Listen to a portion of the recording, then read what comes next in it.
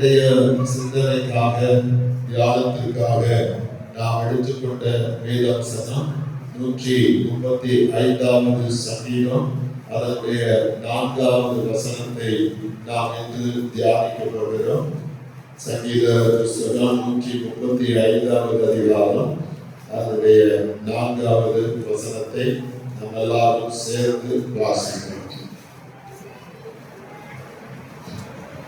கர்த்தர் யாக்கோபை தமக்காகவும் இஸ்ரவேலை தமக்கு சொந்தமாகவும் தெரிந்து கொண்டார்.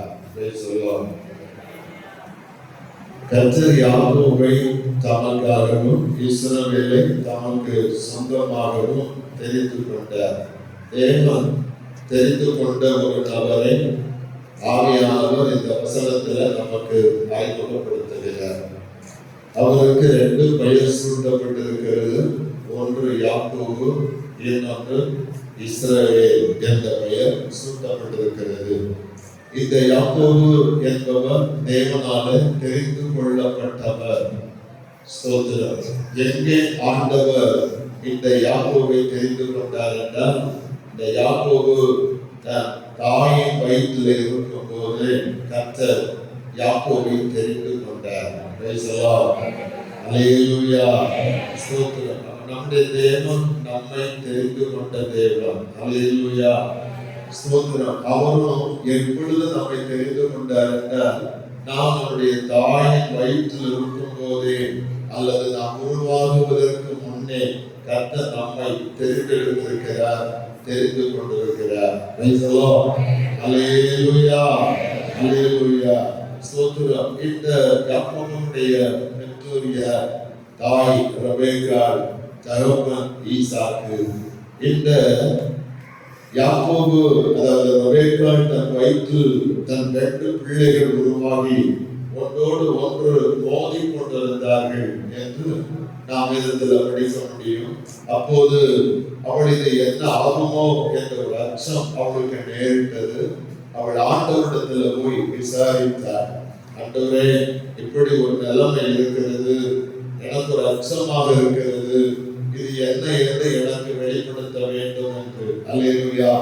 நம் வாழ்வில் எந்த சிக்கல் வந்தாலும் எந்த பிரச்சனை வந்தாலும் தேவனிடத்தில் வரும்போது அதற்கு பரிகாரம் உண்டு. கர்த்தரிடத்தில் வந்த கர்த்தர் எல்லா மறைவுகளையும் வெளிப்படுத்தி வெளியரங்கப்படுத்துகிற தேவன். ஆமென். அல்லேலூயா. அப்பொழுது ஆண்டவர் சொன்ன, உன் வயிற்றிலிருந்து 2 சந்ததிகள் புறப்படும், அதில் மூத்தவன் இளையவனை சேவிப்பார். இதுதான் தேவன் அவருக்கு கொடுத்த வார்த்தை. இந்த வார்த்தை அவர் தன் இருதயத்தில் வைத்துக் கொண்டார். சோத்திர பிரசவ காலம் நேரிட்ட போது காலையில் முதலாவது ஈசாக்கு பிறந்தார். அவன் குதிகாலை பிடித்துக் கொண்டு யாக்கோபு பிறந்தார். ஸ்தோத்திரம். இங்கு ஆண்டவர் யாக்கோபை தெரிந்து கொண்டாரா, ஏசாவை கர்த்தர் என்ன செய்தாரா, வெறுத்தார் என்று வசனம் சொல்கிறது. ஸ்தோத்திரம். இன்றைக்கு யாக்கோபை தெரிந்து கொண்ட அந்த நோக்கத்திலே நாம் சில காரியங்களை தியானிக்க போகிறோம். ஆண்டவர் நம்மை குடும்பத்துல தேர்ந்தெடுத்திருக்கிறார். ஒருவேளை உங்க குடும்பத்துல நீங்க ஒரு நபராக ஆண்டவரை அறிந்திருக்கலாம். அப்படி என்றால் கர்த்தர் உங்களை உங்க குடும்பத்திலிருந்து தெரிந்து கொண்டார். உங்க ஊரில் இருந்து நீங்கள் ஒருவராக ஆண்டவரை அறிந்தவர்களாக இருக்கலாம். அப்படி என்றால் அந்த ஊர்ல கர்த்தர் உங்களை தெரிந்து கொண்டார். அல்லேலூயா. நாம் சார்ந்திருக்கிற அந்த சமூகத்துல எத்தனையோ பேர்கள் இருக்கிறார்கள். அதில் நீங்கள் தேவனை அறிந்தவர்கள் என்றால் தேவன் உங்களை தெரிந்து கொண்டார் என்பதை அறிந்து கொள்ளுங்க. இயேசுவானவர் சொன்னார், நீங்கள் என்னை தெரிந்து கொள்ளவில்லை, நான் உங்களை தெரிந்து கொண்டேன் என்று சொன்னார். அல்லேலூயா. நாம் எல்லாரும் தேவனால தெரிந்து கொள்ளப்பட்ட தேவனுடைய பிள்ளைகளாக இருக்கிறோம். தேவனால தெரிந்து கொள்ளப்பட்டவர்கள் பாக்கியவான்கள். தேவனால தெரிந்து கொள்ளப்பட்டவர்கள் ஆசீர்வதிக்கப்பட்டவர்கள். தேவனால தெரிந்து கொள்ளப்பட்டவர்கள் தேவனுக்கு சொந்தமானவர்கள். இந்த வசனம் சொல்கிறது, யாக்கோபை தமக்காகவும் அடுத்ததாக இஸ்ரவேலை தமக்கு சொந்தமாகவும் தேவன் தெரிந்து கொண்டார். யாக்கோபின் சரித்திரத்தை நாம் கற்றுக்கொண்டால்தான் இந்த காரியத்தை புரிந்து கொள்ள முடியும். யாக்கோபு தன் தாயோடு இருக்கும் போது சோதரம் அவன் தகப்பனுடைய ஆசீர்வாதத்தை தாயின் ஆலோசனைப்படியே அவன் என்ன செய்தான்? தன்னை ஏசாவாக காண்பித்து தகப்பனிடத்திலிருந்து ஆசீர்வாதத்தை அவன் பெற்றுக் கொண்டார். எனவே அவன் ஒரு ஏமாற்றுக்காரனாகவே காணப்பட்டான். ஏசா அவனை பகைத்தான். தன்னுடைய பிராணனை காத்துக் கொள்ளும்படிக்கு அவன் பதலாராமுக்கு தன்னுடைய மாமனாராகிய லாபானுடைய வீட்டுக்கு சென்றான். அங்கு அவன் என்ன செய்தான்? சோதரம் இந்த லாபானுடைய குமாரத்திகள் லேயா ராகேல் 2 பேரை அவன் திருமணம் பண்ணுகிறான். பிள்ளைகள் பிறகுகிறாங்க. அங்கு ஒரு பரிமாறம் உண்டாயிற்று. அவன் திரும்பி வருகிறான். வரும்போது ஏசா இந்த யாக்கோபு திரும்பி வருகிறான் கேள்விப்பட்டு 400 பேரோடு அவனுக்கு எதிர்பட்டு போகிறார். யாக்கோபு என்கிற நதி அண்டையில வந்தபோது இந்த செய்தியை கேட்டதான யாக்கோபு பயந்தான். அவன் அடங்கினான். சோத்திரம். அவன் தன்னுடைய 2 மனைவிமார்களையும் அவருடைய பிள்ளைகளையும் பரிமாறங்களை 2ஆக பிரித்து யாக்கோபு நதியை கடக்க பண்ணினார். ஒரு சாதாரண ஏசா கோபம் கொண்டு விழுந்தாலும் மற்ற கூட்டம் இந்தி கிடைக்கும் என்று சொல்லி அவன் 2 பரிவாரங்களை அனுப்பினார். அனுப்பிவிட்டு யாக்கோபு நதி அண்டையில தனியாக தனித்திருந்து அவன் தேவனோடு போராடுகிறார். தேவனோடு போராடுகிறது. எப்படி போராடுகிறார்? சோதரம், நீர் என்னை ஆசீர்வதித்தால் ஒழிய நான் என்ன செய்ய மாட்டேன், விடமாட்டேன் என்று அவன் ஆண்டவரோடு போராடுகிற ஒரு போராட்டத்தை நாம் காண முடியும். அப்போதுதான் ஆண்டவர் கேட்கிற, சோதரம் உன் பெயர் என்ன என்று கேட்கிறார். அவன் சொல்றான் யாக்கோபு.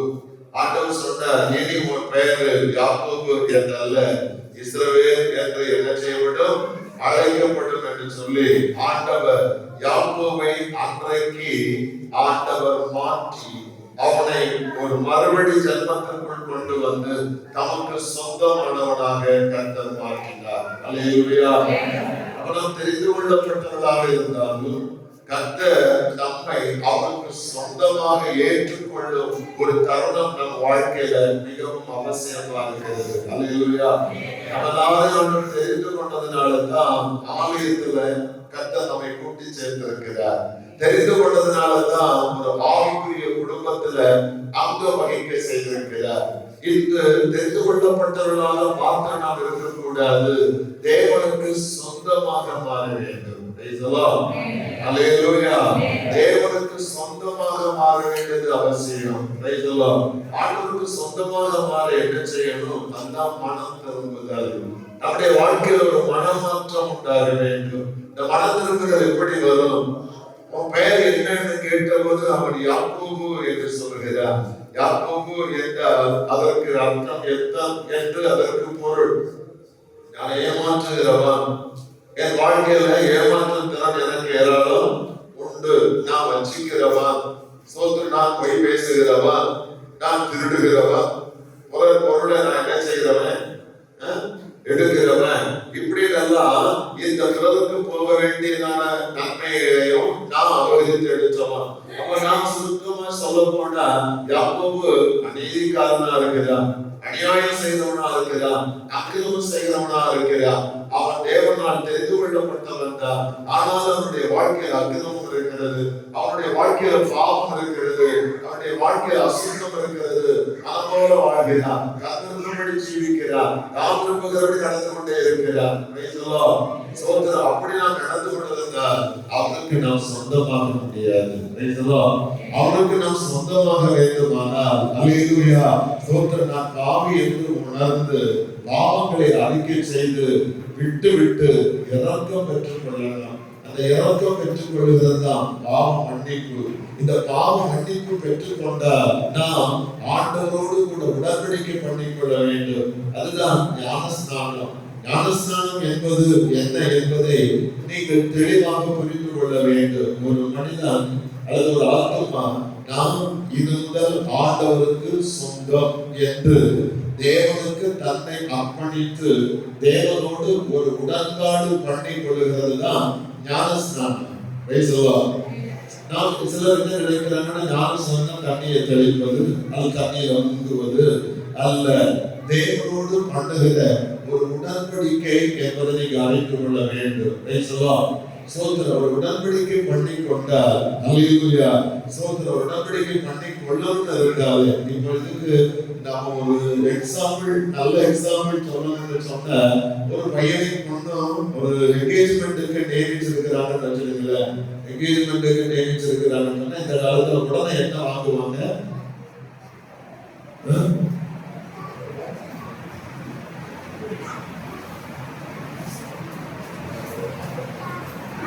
என்கேஜ்மெண்ட்டுக்கு நியமிச்சவங்க என்ன வாங்குவாங்க? வாட்ச். அவ்வளவுதான் உங்களுக்கு சொல்லுங்க. இவங்களுக்கு தான் தெரியும். அவங்க உடனே போன் நம்பர் வாங்குவாங்க. நீங்க வாட்ச் வாங்க போறீங்க, அவங்க உடனே போன் நம்பர் வாங்க போவாங்க. அல்லேலூயா. எனக்கு நியமிக்கப்பட்டவங்க தானே அப்படின்னு அறிஞ்ச உடனே போன் நம்பர் வாங்குவாங்க. Praise the Lord. Hallelujah. Hallelujah. சோதரர் ரெண்டு பேருக்கு என்கேஜ்மெண்ட்டுக்கு நியமிச்சாங்க. நான் அந்த வீடு சந்திக்கிறதுக்கு போறேன். போகும்போது அந்த பையனை காணல. அவனை கேட்டு அவன் எங்க என்ன அதேதான் அப்படி சொல்றீங்க. அப்படி போன் பேசிட்டு இருக்காரு சொல்றாங்க. அப்ப பாருங்க, அப்ப ஒரு என்கேஜ்மெண்ட்டுக்கு தீர்மானித்த உடனே பேச ஒரு ஆர்வம் வருது. பாருங்க, பார்க்கணும்னு ஒரு ஆசை வருது. அவங்களோட கூட பழகணுங்கிற எண்ணம் வருது. வருதா வரலையா? வருமா வராதா? வரலன்னா அப்பன் சொன்னதுனால என்கேஜ்மெண்ட்.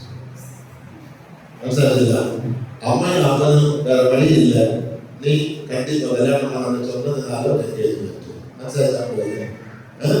அதனால போனும் பேச மாட்டாங்க, ஒன்றும் செய்ய மாட்டாங்க. முதல்ல போடு போடுவாங்க, செய்ய போடு எடுத்து போடலாம். அவங்களுக்கு இடையில ஒரு ரிலேஷன்ஷிப்பே இருக்காது. சரிதானே? சொல்ல முடியுது அவங்களுக்கு.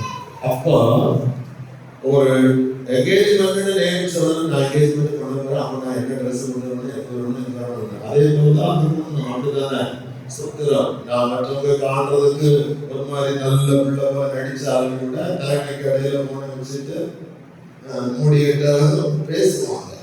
அப்ப பேசணும். அப்படி பேசுறாங்க அர்த்தம் அவங்களுக்குள்ள ஒரு ரிலேஷன்ஷிப் உருவாகுது அர்த்தம். அவங்களுக்குள்ள ஒரு ஐக்கியம் உருவாகுது அர்த்தம். அப்ப நீங்க ஞானஸ்நானம் நீங்க பாவம் மன்னிக்கப்பட்டுன்னு அறிஞ்சாலே இன்னும் ஆண்டவரோட பேசாம இருக்கவே மாட்டீங்க. எப்பவும் ஆண்டவரோட பேசணும். ஆண்டவருடைய காரியம் சொன்னா உங்களுக்கு இருப்பே வராது. சரி, அவ காலேஜுக்கு போறா, அதைக்கு அவ வேலைக்கு போறா, அல்லது அவ எந்த ரூட்டு போறான்னு உடனே எப்படி எங்களுக்கு பைக் எடுத்துட்டு என்ன செய்வீங்க? அந்த இடத்துல போய் பார்க்கறதுக்கு போறீங்க. உங்களுக்கு ஆசை உண்டாகுதான் உண்டாகு இல்லையா? நான் நீங்க அதை எக்ஸ்பிரஸ் பண்றது மாதிரி நினைக்காதீங்க. இந்த காரியத்துக்கு அதை சொல்றேன். தோணாதா? நீங்க சொல்லுங்க. தோணாத உங்களுக்கு தோணாத வெளியே காரணம் பண்ணீங்க, அது தோணணும். அப்போ உங்களுக்குள்ள ஒரு எண்ணம் உருவாகி கொண்டே இருக்கும், ஒரு பாசம் உருவாகி கொண்டே இருக்கும். அல்லேலூயா. உருவாகுமோ உருவாகாதா? இப்படிதான் நீங்க பார்க்கணும். தேவனோட காரியம் அப்படிதான். ஆண்டவரோட பேசணும், ஆண்டவருடைய வார்த்தையை கேட்கணும். அல்லேலூயா. அவன் சத்தம் கேட்கணும், ஆண்டவரோடு கொஞ்சம் லிங்கா இருக்கணும், ஐக்கியமா இருக்கணும், எண்ணம் இருக்கும். புரியுதா? உண்மையிலேயே நாம் விரும்பினார், உண்மையிலே நீங்க விரும்பாம வேற யாருடைய பிரஷர்ல நீங்க செய்தா போன வந்தாலே எரிச்சலாக, கூட்டம்னு சொன்னாலே எரிச்சலாக, ஜோம் பண்ணலாம்னு சொன்னாலே ஒரு மாதிரி சொல்லுவாங்கல்ல. பைபிள் வாசிச்சு கேட்கணும். பைபிள் தான் சொல்லிட்டு இருப்பாங்கன்னா பைபிள் வாசிச்ச மாட்டாங்க. ஏன்னா இவங்களுக்கு இஷ்டம் இல்லை, அப்பனுக்கு அம்மைக்கு இஷ்டம். புரிஞ்சா உங்களுக்கு? அப்போ நீ மனம் திரும்பினா தெரியும், மனம் மாற்றம் தெரியும். தெரியுமா தெரியாதா? தெரியும், தெரியணும். நீங்க ஆண்டவரோட ஐக்கியமாக போறீங்கன்னு சொன்னா அதுக்கு ஒரு மாற்றம் கண்டிப்பா தெரியணும். அல்லேலூயா, அல்லேலூயா. அது வரும். அது எங்க உங்களுக்கு உள்ளத்திலிருந்து வரணும், இருதயத்துல வரணும், வெளியே இல்ல, இருதயத்திலிருந்து வரணும். Price the Lord. தாவீது சொல்கிறான், மானானது நீருடைகளை வாஞ்சித்து கதறுவது போல தேவனே என் ஆத்துமா உம்மை வாஞ்சித்து கதறுகிறது. நான் எப்பொழுதும் உம்முடைய சன்னிதியில வந்து நிற்பேன். ஞாயிற்றுக்கிழமை ஆராதனை சொன்னா உங்களை உறக்க எழுப்ப வேண்டியது வராது. இப்ப என்ன எழுப்ப வேண்டியது? உறக்கத்தை எழுப்பணும். கண்ணி அடிச்சு எழுப்புடா, ஓடுதா சர்ச்சுக்கு போ, எழுப்புடா ஓடு சர்ச்சுக்கு போ. எப்படி சொல்றது? நாம வேற வழி இல்லாம வேற இது அல்ல. அவன் உண்மையாக ஆண்டவருக்கு நீங்க சொந்தமாயிட்டீங்கன்னு சொன்னா தேவனோட ஒரு அன்பு உங்களுக்கு உருவாகும், அந்த ஐக்கியம் உங்களுக்கு உருவாகும். அல்லேலூயா. வேதத்தின் மேல வாஞ்சை பெருகும், ஜெபத்தில் ஒரு ஆர்வம் உண்டாகும். ஆண்டவருடைய காரியங்களை சொல்லும் போது உங்களுக்கு அதை தவிர்க்க முடியாது. இந்த 3 காரியம் உங்க இதயத்தில் ஆழத்திற்கு வந்துன்னா நீங்க மனமற்ற அடைஞ்சீங்க. உங்களுக்குள்ள உருவாகணும், வேற ஒரு பிரஷர் பண்ணி அல்ல, உங்களுக்குள்ள உருவாகணும். அப்ப யார் தடுத்தாலும் நிக்க மாட்டீங்க, வேத வாசிப்பீங்க. யார் வேண்டாம்னு சொன்னாலும் நிக்க மாட்டீங்க, ஜெபம் பண்ணுவீங்க. யார் சர்ச்சுக்கு போக வேண்டாம்னு சொன்னாலும் சர்ச்சுக்கு போவீங்க. ஆராதனை நேரத்துல சோதரம் ஆராதனை தொடர்ந்து உட்கார்ந்துருப்பீங்க.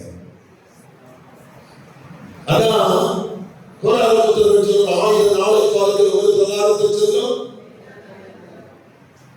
ஆகாமிய கூடாரத்தில் வாசமாய் இருப்பதை பார்க்கிறோம். என் தேவனுடைய ஆலயத்தில் வாசற்படியில போய் சொல்லுங்க. ரோட்ல காத்திருப்பாங்களா, பீச்ல காத்திருப்பாங்களா, பஸ் ஸ்டாண்ட்ல காத்திருப்பாங்களா, இல்லையா? அதுதானே. ஸ்கூல் காம்பவுண்ட்ல போய் காத்திருப்பாங்களா, ஸ்கூல் கேட்ல காத்திருப்பாங்களா? சொல்லியா காத்திருக்கிறாங்க? இல்லையே. ஆர்வம் தானே காத்திருக்க வைக்குது. நீங்க நேசிக்கிறவங்க, நீங்க விரும்புகிறவங்க, அவரோட ஃப்ரெண்ட்ஸோட பேசணும்னா நீங்க எதுவும் காத்திருப்பீங்க. ஆண்டவரோடு அந்த அனுபவம் இருக்கா? அந்த அனுபவம் வந்தாதான் மனமாற்றம் அடைஞ்சீங்க. அந்த அனுபவம் வந்த பிறகுதான் உடன்பாடு பண்ணணும். இல்லைன்னா கள்ள உடன்பாடு அது நிற்காது. புரிஞ்சுக்கிடுங்க, அதை என்ன செய்யாது, நிற்காது. அது ஒரு அனுபவம் வரணும். அது எப்படி வரும்? அல்லேலூயா. அதுதான் நீ யாரும் அஞ்சவன வரும். நான் ஒரு பாவி, பாவத்தை சம்பளம் என்ன? மரணம். பாவம் செய்கிற ஆத்துமா சாகவே சாகும். அந்த ஆத்துமாவை மீட்கிறதற்கு தேவன் அனுப்பினவையா தேவகுமாரன் இயேசு. இயேசு என்ன செய்தார்? பாவத்துக்கு பரிகாரம் உண்டாக்க ரத்தத்தை சிலுவையில் சிந்தினார். அவர் ரத்தத்தினால் மீட்கப்பட்டிருக்கிறோம். அல்லேலூயா. அதை விசுவாசித்து ஏற்றுக்கொள்கிறவர்கள். Price the Lord. சொல்றது விசுவாசம் உள்ளவனாகி ஞானஸ்நானம் பெற்றவன் ரட்சிக்கப்படுவா, விசுவாசியானவனும் ஆக்கினைக்குள்ளாக தீர்க்கப்படுவா. விசுவாசம் உள்ளவனாகி ஞானஸ்நானம் பெற்றவனுக்கு ரட்சிக்கப்படுவீங்க. விசுவாசம் இல்லாம ஞானஸ்நானம் எடுக்காம இருந்தாலும், விசுவாசம் இல்லாம ஞானஸ்நானம் எடுத்தாலும் ஆக்கினைக்குள்ளாக தீர்க்கப்படுவீங்க. அப்ப நாம் அதில் தெளிவாகணும், கவனமா இருக்கணும். அல்லேலூயா. சோதரன் தெளிவா நீங்க இருப்பீங்கன்னா அந்த உடன்படிக்கை கர்த்தருடைய சமூகத்தில் பிரீதியாக இருக்கும். இப்படி அந்த உடன்படிக்கை உண்மையா இருக்குமானால், அந்த உடன்படிக்கை சோதர உறுதியா இருக்குமானால் கர்த்தர் முத்திரம் பண்ணுவார். அந்த முத்திரை தான் சோதரம் பரிசுத்த ஆவியானுடைய அபிஷேகம். அதை நீங்க மீட்கப்படும் நாளுக்கென்று முத்திரையாக பெற்ற பரிசுத்த ஆவி, அவருக்கு சொந்தமானவர்கள், அவருடைய மகிமைக்கு புகழ்ச்சியாக மீட்கப்படுவாக என்பதற்கு ஆவியானவராமே அச்சரணமாக இருக்கிறார். அவருக்கு சொந்தம். நீ எனக்கு சொந்தம் தான் அப்படின்னு அவர் அங்கீகரிக்கிறது தான் பரிசுத்த ஆவியாகி இருக்கிறார். முடிஞ்ச அவங்களுக்கு ஞானஸ்நானம் ஆண்டவரோடு நீக்கப்படுகிறவர்கள். நீங்க அபிஷேகம் என்பது கர்த்தர் அதை அங்கீகரித்து உங்களுக்கு போடுற முத்திரை. இந்த முத்திரை இருந்தால் தான் செல்லுபடியாகும். இந்த முத்திரை இல்லாம உடன்படிக்கை பண்ணிட்டா அது செல்லுபடியாகாது. அப்படி ஞானஸ்நானம் பெற்றுக் கொண்டவர்கள் அவருக்கு சொந்தமானவர்கள். ஆனால் இந்த 1 வாசிக்கிறோம், நீங்களும் உங்களை அந்த காலத்தினின்று ஆச்சரியமான மொழியிடத்தில் வரவழைத்தவருடைய புண்ணியங்களை அறிவிக்கும்படி தெரிந்து கொள்ளப்பட்ட சந்ததியாகவும்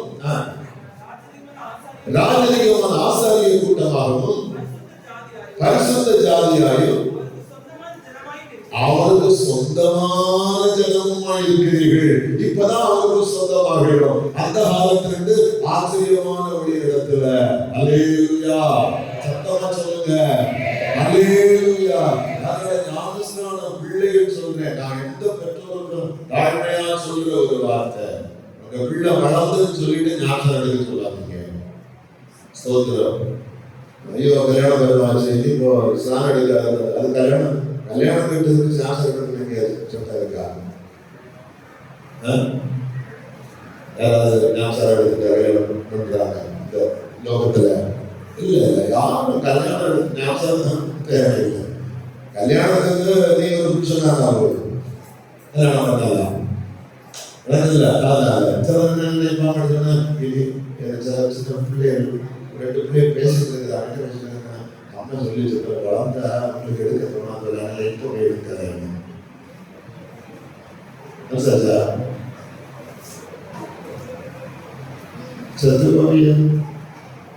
செத்துக்கோமியில் அது ஆத்மா மரணாளி அப்படியே நடக்கூடாது, அப்படியே நடக்கூடாது அப்படின்னு சொல்லவும் கூடாது. சொல்ல நீங்களும் செய்து கூட போவீங்க ஒரு ஜெயில. காரணம் நீங்களாக அல்லையா? இப்ப நல்ல வார்த்தை எல்லாரும்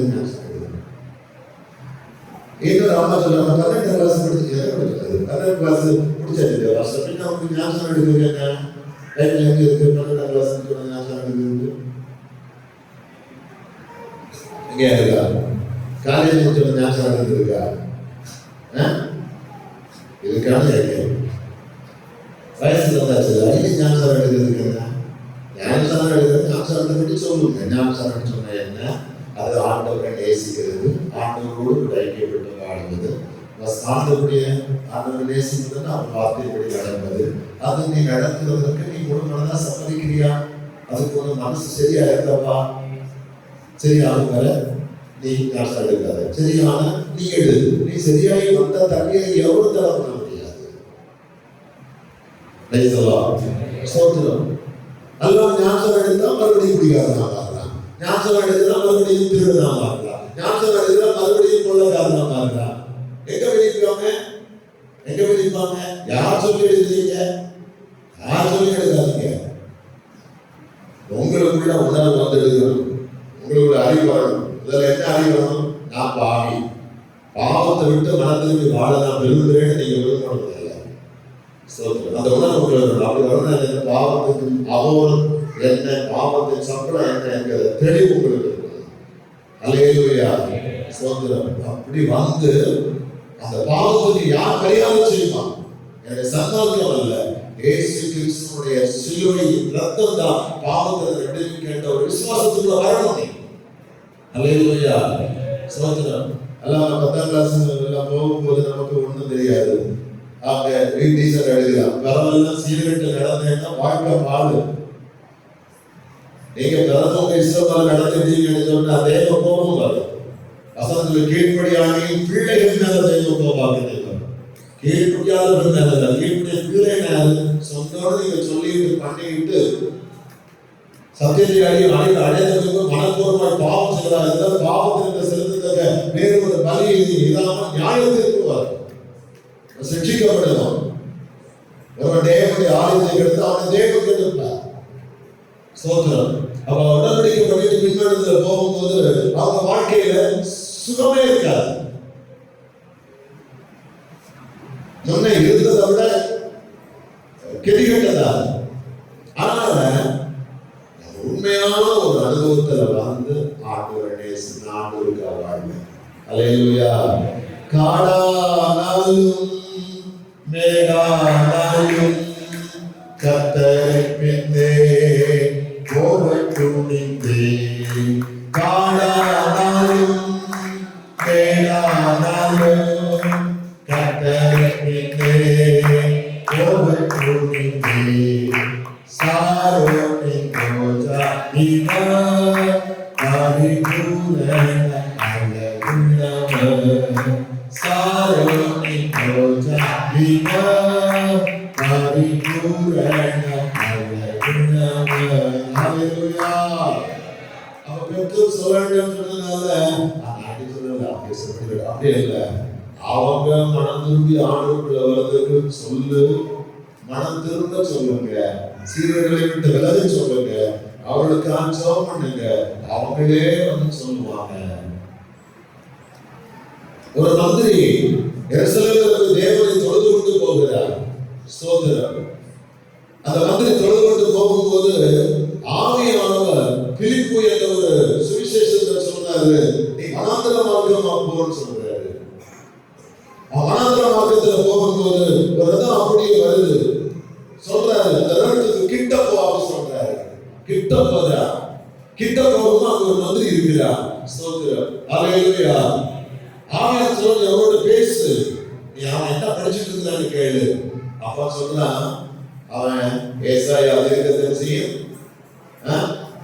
ஆரம்பத்தை படிக்கலாம். எப்ப ஞானசார எடுத்து படிக்கலாம்.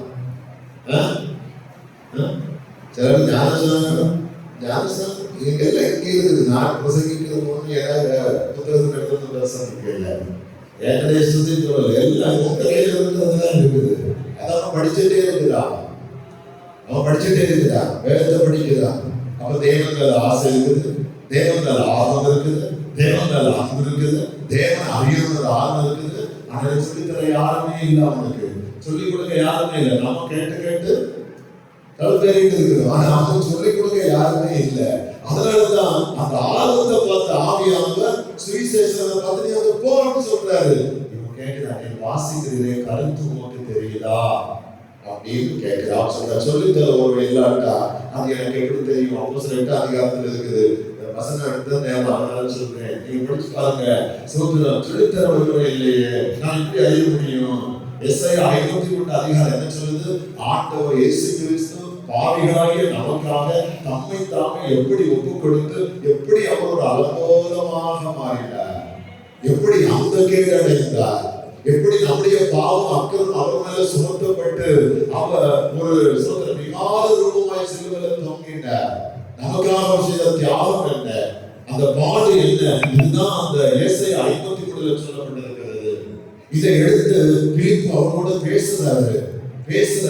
பேசிக்கிட்டே இருக்கும்போது அப்படியே ரதம் போயிட்டு இருக்குது, ரதத்துல ஏறி இருந்தா பேசுறாங்க. பேசிக்கிட்டே இருக்கும்போது சொல்றாரு, தண்ணி இருக்குது. யார் கேட்கிறது? மந்திரி கேட்கிறா.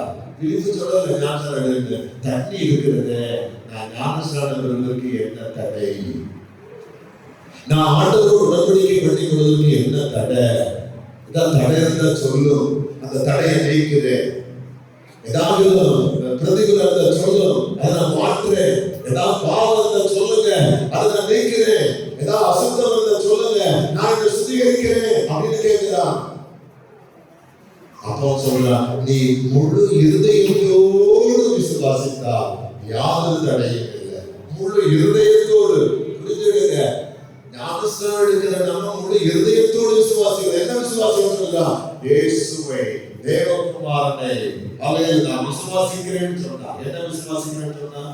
அவர் தேவன், பரிசுத்த தேவன், எனக்காக பரலோகத்தை விட்டு இந்த பூமியில வந்து என் பாவத்தை எல்லாம் நம் மேல ஏற்றுக்கொண்டு என் பாவத்திற்காக ரத்த சிந்தி ஜீவனை கொடுத்து அவர் மரித்தான், நான் விசுவாசிக்கிறேன்னு சொல்றார். அப்படி நீ முழுமையா விசுவாசித்தார். உனக்காக அப்பா விசுவாசிக்கிறது அல்ல, ஞான தகப்பனும் ஞான தாயும் விசுவாசிக்கிறது அல்ல. இல்ல, அதெல்லாம் இன்னைக்கு இருக்கிறது. ஞான தாயும் ஞான தகப்பனும் வந்து இவருக்காக நான் பாவத்தை அறிக்கை செய்கிறேன் இல்ல, அப்படித்தானே?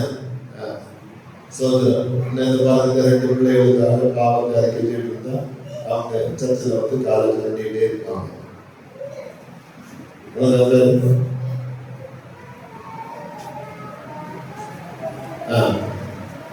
ஞான தகவல் வந்து தளித்து விட்டால் இவர் சொல்லிக்கிட்டே இருப்பார்.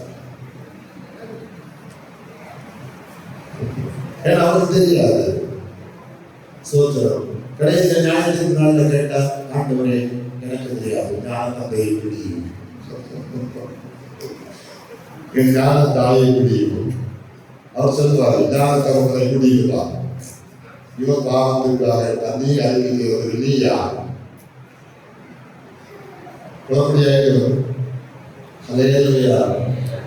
சோதரம் அதான் பேர் சொல்லுகிறார், நீங்கள் மனம் திரும்பி ஒவ்வொருவரும் ஒவ்வொருவரும் தனிப்பட்ட பர்சன் பாவ மன்னிப்புக்கு இயேசு கிறிஸ்து நாமத்தில் ஞானஸ்நானம் பெற்றுக்கொள்ளுங்க. Price the Lord. அப்ப இப்படி நீங்க ஞானஸ்நானம் பெற்றுக்கொண்டு ஆண்டவரோடு உடன்படிக்கை பண்ணிக்கொண்டா நீங்க அவருக்கு சொந்தம். Price the Lord. இதான் அவருக்கு சொந்தமானவங்க. அப்படிதான் ஆண்டவர் சொந்தமாக தேர்ந்தெடுக்கிறார். அல்லேலூயா, அல்லேலூயா. புரிஞ்சுதா? அப்படி சொந்தக்காரர் ஆயிட்டீங்கன்னா இனி நீங்க அந்த சொந்தக்காரரா வாழணும். ஜீவி அப்படி இருக்கணும். Price the Lord. அதனால உங்களுக்கு நல்ல அறிவும் தெளிவும் வரணும். Price the Lord. அறிவும் தெளிவும் வரணும். அல்லேலூயா. அதனால பெற்றோரா இருந்தாலும் சரி, விசுவாசியா இருந்தாலும் சரி, தெய்வ பயத்தோட சொல்லணும். இங்க பாரு, நீ உடன்படிக்கை பண்றது ஒரு மனுஷனோட இல்ல, ஆண்டவரோடு. நீ அதை உண்மையை பார்த்து நடப்பேன்னா மாத்திரம் உடன்படிக்கை பண்ண. அந்த உடன்படிக்கை பண்ணி ஆண்டவர் சாட்சியை நீ வாழ்ந்தார். கர்த்தர் உன்னோட இருப்பார், கர்த்தர் ஆசீர்வாதம் உயர்த்துவார், மேம்படைய செய்வார், சந்தேகமே இல்லை.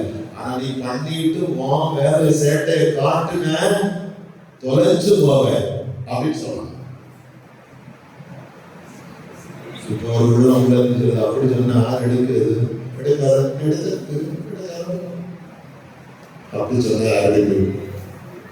சொல்லணும், நீங்க இப்படிதான் பிரசங்கிச்ச பிள்ளைகளுக்கு வேலை ஒரு பிள்ளை எடுக்காது. எடுக்கவே மாட்டேங்குது. புரியுதா? எடுக்கவே மாட்டேங்குது. நான் மனதில் எடுக்கணும். எடுக்காதுன்னு சொன்னாலும் எடுக்கணும். கடல்ல போய் எங்க எடுக்கணும்?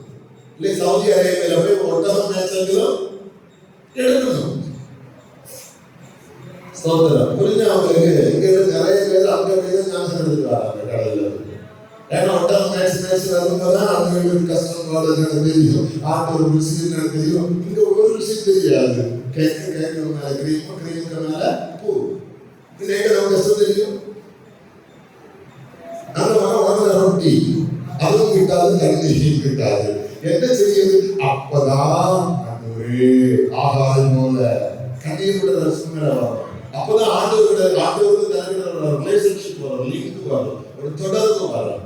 அப்ப ஞானஸ்நானம் சொன்னாலே ஆண்டவரோட தொடர்பு. நீங்க தொடர்பா இருக்கிற மக்கள் உறுதிப்படுத்துறதா ஞானஸ்நானம். புரிஞ்சுடுங்க.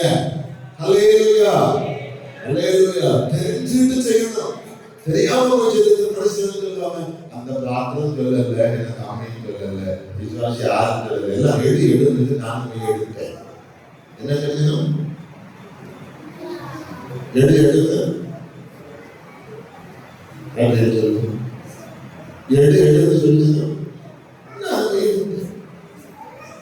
என்ன எடுத்தது எனக்கு தெரியாது, என்ன எடுக்க தெரிஞ்சது எனக்கு தெரியாது. அப்படிதான் ஆசை தெரியுதா?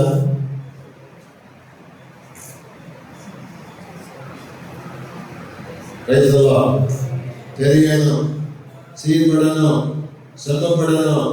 உடன்படிக்கையில உண்மையா இருக்கணும்.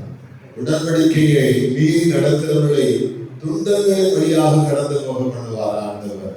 இந்த உடன்படிக்கையில நீங்க உண்மையா இருக்கணும். ஆகவே ஸ்தோத்திரம். ஹல்லேலூயா, ஹல்லேலூயா. இப்ப எடுத்தவங்களை இருதயம் டப்பு டப்பு டப்புன்னு அடிக்குது. எடுக்காதவங்க இருதயம் சந்தோஷப்படுது. கேட்டால் நான் எண்ணி மனம் திரும்பி தான் என்ன செய்வேன்? எடுப்பேன். யார் என்ன சொன்னாலும் நான் இப்படிதான் எடுப்பேன். சொல்லுங்க, மனம் திரும்பி தான் எடுக்கணும். ஞானஸ்நானம் எடுக்கிறது தேவனை கட்டிக்கொள்வது. தேவனை கட்டிக்கொண்டு வாழ்வதற்கு பரலோகம் போவது. ரகசியம். பரலோகம் போறதுக்கு படிச்சு பரிச்சையில பாஸ் ஆகிறதுக்கு டான்ஸ் எடுக்கணும். இப்போ உள்ள இனிமேல் லேட்டஸ்ட் தமிழ்நாடு சொல்லுவாங்க, நீ நிறைய மார்க் கிட்டதைக்கு ஞாபகம் எடுக்கணும்னு. அப்போ நிறைய மார்க் கிடைக்கும். இதில் லேட்டஸ்ட் மாசத்துல எடுத்துதான் மெசேஜ் நீ சோதனம் உனக்கு நல்ல வேலை கிடைக்கணும். இல்லை சீக்கிரம் ஞாபகம் எடுக்கும் வேலை நல்ல குழந்தைக்கு வேலை இருக்கும். அப்ப இப்படி ஞாபகம் எடுக்கணும். அப்படி இல்லை. அது தெளிவு அறிந்து கொடுங்க. கையில பைபிள் இருக்குது, நீங்க படிங்க. சந்தேகம் வந்து கேளுங்க. நான் சொல்லுற தவறு இருந்தா என்கிட்ட சொல்லுங்க. அல்லேலூயா. தவறு தான் சொல்லுங்க. என் கையிலையும் வச்சுட்டு தான் உங்க கையிலையும் கலந்து வச்சுட்டு தான் நான் பிரசங்கம் பண்ணிட்டு இருக்கிறேன். சோத்திரம். புரியுதா உங்களுக்கு? நீங்க முடி வச்சிருந்தா நான் குற்றவாளி கிடையாது. உங்க கையில இருக்குல்ல, அது திறந்து பார்க்கணும், சரிதான்னு பார்க்கணும். அல்லேலூயா. நீங்கள் ஒவ்வொருவரும் மனம் திரும்பி, என்னது வாசி எங்க இருக்குது? அப்போ சில கால்பட தெரியாது அந்த அப்படியே வருது. நமக்கு வசனம் வசனம் எங்க இருக்குன்னு நமக்கு தெரியுது. அப்போ சில 2ஆம் அதிகாரம் 38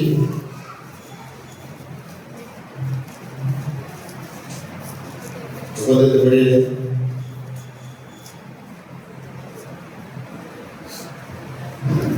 நீதான் படி. மைக்க வருதான், மைக்க கொடு, மைக்க கொடு, படி. 38 படி, சத்தமா படி பார்ப்போம்.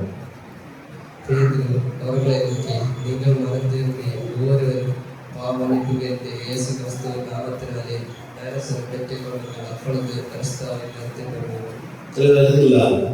நீங்க எப்படி மனம் திரும்பி பாவ மன்னிப்பு பெற்று ஞானஸ்நானம். அல்லேலூயா, அல்லேலூயா, அல்லேலூயா. அப்ப இப்ப எடுத்தவங்க நான் எடுத்து செல்லுபடி ஆகுமா ஆகாதுன்னு, செல்லுபடி ஆகாதுன்னு முன்னோடு எடுக்கலாம். என்ன செய்யுது? செல்லுபடி ஆகுதுன்னு தோணுதில்ல, முன்னோடு எடுக்க இல்ல. அது செல்லுபடிதான். சின்ன சின்ன ரிப்பேர்மெண்ட், சின்ன சின்ன மெயின்டெனன்ஸ் பண்ணணும்னா மெயின்டைன் பண்ணி செயல்படுத்திடுது. ரெக்கார்டு கரெக்டா இருக்குல்ல, எழுதி தந்தை ஆண்டவரை அத்துமீறி சில காரியங்களை செய்திருக்கேன், என்ன மறுபடியும் மன்னியும், இனி நான் அத்துமீற மாட்டேன்னு நீங்க உடன்படிக்கை பண்ணி செயல்பட்டுடுங்க. அல்லேலூயா, சத்தமா சொல்லுங்க. அல்லேலூயா. வசனத்தில் சத்தியத்தை அறிவீர்கள், சத்தியம் உங்களை விடுதலையாகும். பாசம் விடுதலையாக முடியாது. பாசம் ஞாபகம் வார்த்தை எழுதினா நீ சொன்ன வார்த்தையை சாட்சி வார்த்தை, உங்க வார்த்தையை முன்னிட்டு உங்க தீர்மானத்தின்படி வானத்தை, பூமியை, தண்ணீரை, ஜனங்களையும் சாட்சி வச்சு உங்க ஞாபகம் நீங்க சொன்ன வார்த்தை அப்படின்னு சொன்ன உங்க அருகில் இருக்கிற இந்த புருஷனை உன் மனைவியாக சாதிக்கும். உன் புருஷனாக ஏற்றுக்கொண்டு வாழ்விலும் தாழ்விலும் சுகத்திலும் சிறுமையினத்திலும் இன்பத்திலும் துன்பத்திலும் அதெல்லாம் கல்யாணம். அதெல்லாம் கல்யாணம் இதுதான் உடன்படிக்கை தான் கல்யாணம். உடன்படிக்கை பண்ணிக்கலாம். உடன்படிக்கை பண்ணி முடிச்சாச்சு. முடிச்ச உடனே நான் உடன்படிக்கை பண்ணியாச்சுன்னு சொல்லிட்டு ஒரு ரெஜிஸ்டர்ல கையெழுத்து போட்டாச்சு. அதுக்கப்புறம் யூ ஆர் மேரிட். ஞாபகம் வச்சுக்கோங்க. திருமணமானவன், திருமணமானவள், நீங்க சேர்ந்து வாழ்ந்தாலும் சரி வாழாத போனாலும் சரி, நீங்க யாரு சொல்லுங்க? திருமணம் ஆனவன், திருமணம் ஆனவள். ஐயோ கையை கொடுத்துக்கிட்டு அடுத்த நாள் பண்ணி எனக்கு வேண்டாம்னு சொன்னாலும் you have go to the court for divorce. நீங்க பிரிந்து போனோம்னு சொன்னா நம்ம இந்திய சட்டப்படி நீங்க அங்க போகணும். அவ்வளவு சட்டம் என்ன சொல்ல தெரியுமா? சோதரம். ஒரு குடும்பம் திருமணம் ஆகிட்டு கிறிஸ்தவ குடும்பம், அவர்களுக்குள்ள கருத்து வேறுபாடு வந்தவுடனே அவங்க விவாகரத்து பண்ணணும்னு நீதிமன்றத்துக்கு போனாங்க. நீதிமன்றத்துக்கு போன போது அந்த நீதிபதி அவர் ஒரு இந்து நீதிபதி. இவங்களுக்கு விவாகரத்து வந்ததுனால அவர் வேதாகமத்தை படிக்க ஆரம்பித்தாராம். வேதாகமத்தை படிச்சுக்கிட்டு கிறிஸ்டியன் ரூல்ஸ் படி விவாகம் எப்படி அப்படின்னு படிச்சாராம். அந்த விவாகம் அதில் எந்த காரியத்துல விவாகரத்து பண்ணலாம் என்று எழுதப்பட்டிருக்கிறது படிச்சாராம். எல்லாத்தையும் படிச்சு வச்சுக்கிட்டு இவங்களுடைய கருத்து, இவங்க 2 பேரும் கருத்து வேறுபாடு, எது நமக்கு வரல, எது நமக்கு வரல அப்படின்னு சொல்லிட்டு போனபோது அவர் மத்தேயு 19ஆம் அதிகாரம் அதனுடைய 4, 5, 6 வசனங்களை பற்றி வாசிக்கும் போது அங்கு ஆதியிலே தேவன் மனுஷனை ஆணும் பெண்ணுமாகவே சிருஷ்டித்தார்.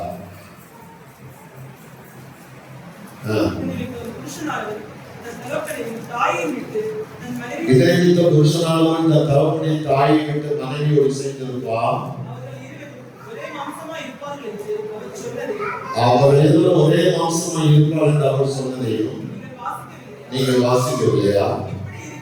இப்படி இருக்கிறபடிதான் அவர் இருவராய் இராமல் ஒரே மாம்சமாய் இருக்கிறார்கள்.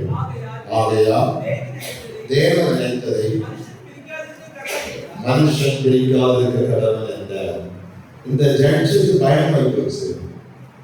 தேவன் நினைச்சிருக்கிறாரா என்கிட்ட பிரிக்க வந்திருக்கிறாங்க. ஆனா இணைச்ச தேவனை சொல்றாரு, நான் இணைச்சிருக்கிறேன், நீ பிரிக்க கூடாது. கோர்ட்டில் வந்தாங்களா? அவர் கேட்டாரு, நீங்க கிறிஸ்தவன் தானா? வேதாந்தத்தை படிக்கிறீங்களா? படிக்கிறோம். இந்த வேதாந்த வசனத்தை படிச்சிருக்கீங்களா? தலைமையா? உங்கள் தேவன் நீங்க சேவிக்கிற உங்க ஆண்டவர் என்ன சொல்றாரு? நீங்க ஆண்டு சொல்லுறது உங்களை விவாதத்தில் இணைத்தது தேவன், உங்களை இணைத்தது தேவன். அடுத்த வார்த்தை என்ன சொல்கிறது? மனுஷன், நான் ஒரு மனுஷன், நான் எப்படி பிரிக்க முடியும்? பிரிக்க முடியாதுன்னு சொல்லிட்டாரு. அவ தேவனோடு ஒரு உடன்படிக்கை பாருங்க, எப்படி இணைக்கப்படுறாங்க? உடன்படிக்கையினால. எதனால? உடன்படிக்கை. உடன்படிக்கை தான் இணைக்குது, வேற எதுவும் இணைக்காது. அல்லேலூயா. சங்கிலி கட்டி காலையும் கையிலையும் சங்கிலி கட்டி செயின் கட்டி வச்சிருக்கிறதுனால இருக்க முடியாது. உடன்பாடு இருதயமான ஒரு கவனம். அப்ப இதே போலதான் ஆண்டவரோடு ஒரு உடன்பாடு கொண்டிருக்கிறோம். அல்லேலூயா. ஒரு தடவை உடன்பாடு பண்ணிட்டீங்கன்னா அந்த கணமே நாம் என்ன ஆயிட்டோம்னு அர்த்தம். புருஷன் மனைவி டிக்ளேர் பண்றாங்க. பாத்தீங்களா? 18 நீங்க கையெழுத்து போட்டீங்கன்னு பாருங்க. நாளைக்கு நீங்க புருஷன் மனைவி தான். நீங்க சேர்ந்து வாழ்ந்தாலும் வாழாட்டாலும் புருஷன் மனைவி தான். நீங்க சேர்ந்து நடந்தாலும் நடக்காட்டாலும் புருஷன் மனைவி தான். இதுக்கு எந்த மாற்று கருத்து கிடையாது. அல்லேலூயா. ஸ்தோத்திரம். நீங்க சேர்ந்து வாழ்ந்தா குடும்பம் ஆசீர்வாதமா இருக்கும், குடும்பம் மகிழ்ச்சியா இருக்கும், ஒரு ஆசீர்வாதமான குடும்பமா இருக்கும். அதே போல ஆசீர்வாதம் பண்ணி கொண்டு நீ பின்னாடி போனாலும் நீ உடன்பாடு பண்ணதுதான். அதுல ஏதாவது கீழல்கள் இருக்குமானா, ஏதாவது காரியங்கள் தவறு இருக்குமானா சீர்படுத்தி சுமை கொடு. அப்ப தேவனோடு மனரம்யமா இருக்கிற அப்படி நீங்கள் ஆசீர்வாதமா இருப்பீங்க. அல்லேலூயா. அல்லேலூயா. ஆண்டவர் யாக்கோபை தமக்கு சொந்தமாக்கி கொண்டது போல நம்மை அவருக்கு சொந்தமாக்கி கொண்டதுதான் மனத்திரும்பம் செய்து பாவ மன்னிப்பை அடையவும் செய்து ஆண்டவரோடு உடன்படிக்கை பண்ணிக் கொள்கிற ஞானஸ்நானத்தை எடுக்க வைத்து தேவன் அங்கீகரிக்கிற முத்திரையை தருவித்து ஆண்டவர் என்ன செய்கிறார் தெரியுமா? அவருக்கு சொந்தமாக்கி கொள்ளுகிறார். அன்றைக்கு நீங்க அப்படி அவருக்கு சொந்தமா இருக்கிறீங்களா? எத்தனை பேர் நான் ஆண்டவருக்கு சொந்தம்னு சொல்ல முடியும்?